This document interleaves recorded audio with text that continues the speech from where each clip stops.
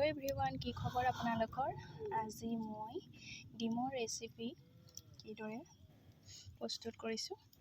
এই বিষয়ে দেখুৱাম আপোনালোকে ভিডিওটো ভাল পালে লাইক কমেন্ট শেয়াৰ এণ্ড মোৰ চেনেলটো সাবস্ক্ৰাইব কৰি দিব বুলি আশা কৰিলো ইয়া ডিমৰ ৰেচিপি বনাবলৈ লৈছে নিমখ হালধি অলপ দি লৈছে এইখিনি ফ্ৰাই কৰা হৈ গ'ল আহি থৈছে এতিয়া সেই তেল অকণমান দি আদা নহৰু জলকীয়া পিঁয়াজ এয়া মিক্সাৰ কৰি দিয়া হৈছে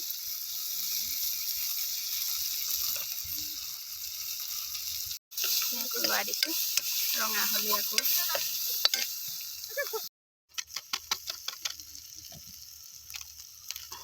মছলা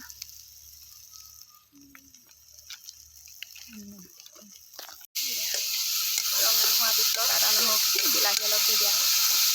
বিলাহীখিনিকে ভাজি ল'ব লাগিব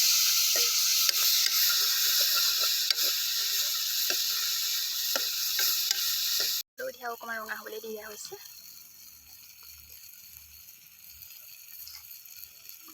নিমখো অকণমান দি দিয়া হৈছে এয়া বইল কৰা আলু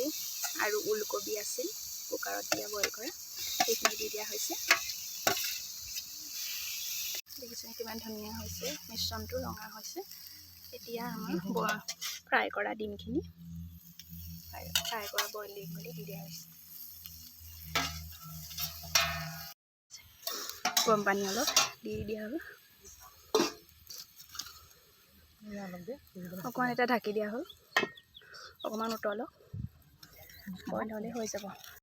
বকলিছে ৰেচিপি আমাৰ তৈয়াৰ হৈ গ'ল